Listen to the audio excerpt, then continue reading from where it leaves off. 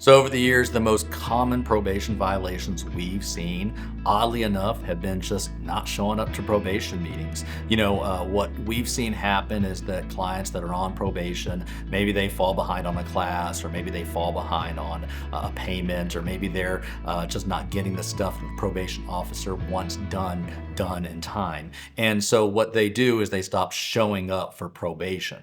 And that's honestly the worst thing you can do. Your probation officer will work with you on things like payments and classes, but what they can't allow is for you not to show up to the meetings at all. And even missing one meeting is usually enough for them to tell the judge, hey, this person that I had on probation, they've absconded, they're not showing up, and that'll get you that motion to revoke probation. So our advice to clients is always, whatever happens, whatever issues you're having on probation, show up to the probation meeting and tell them to the probation officer.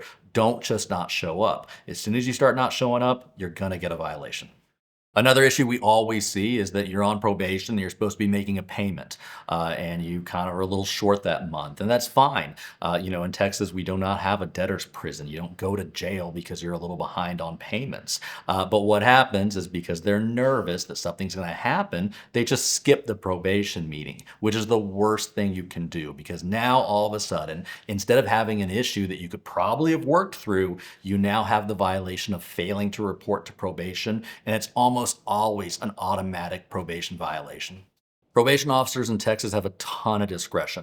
And what we've seen is a lot of times they'll work with people as much as they can, but they kind of hit a tipping point. And once they hit that tipping point, the case is out of their hands. It goes to the judge, and the judge is going to call you back to court and talk to you about all the issues and all the violations you had on probation.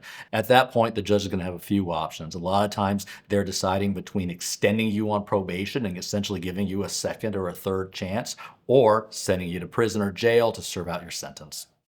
If you find yourself on probation and you think you may have a violation coming up, you're going to want to contact us as soon as possible. We're going to get in contact with your probation officer, see if there's anything we can do to fix the situation without having to go to court. We're also going to advise you on what things need to be done to catch up, to hopefully avoid the judge violating your probation and either sending you to jail or to prison. We can usually do that by getting with the probation officer, going over your conditions, going over what needs to be done, and making some sort of agreement or arrangement with them that keeps you out of jail, keeps you out of prison. So people confuse probation and parole all the time. They're very kind of similar concepts, but there are a few key differences. With probation, what usually happens is you go to court and the judge says, instead of sending you either to jail or prison, I am going to place you on probation or community supervision for a period of time. And during that time, I want you to work with the probation officer and maybe do some community service hours, pay a fine, or take some classes. Now compare that to parole. What parole is somebody who has not been given the option of probation, but instead has been sent to prison. And so they're sent to prison for a specified amount of time.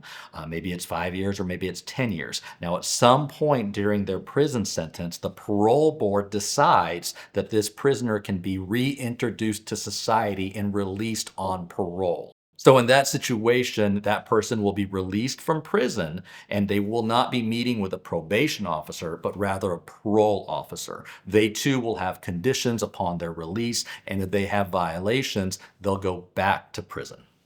So if you find yourself on probation and you think you may have a violation, call us immediately so we can get you into the office. We can talk about the strategies we can use to try to keep the violation from happening. And if you do end up in court, making sure that we keep you out of jail. We offer free consultations. We've handled hundreds, if not thousands, of probation violations in the past, and we kind of know how to get you through the process.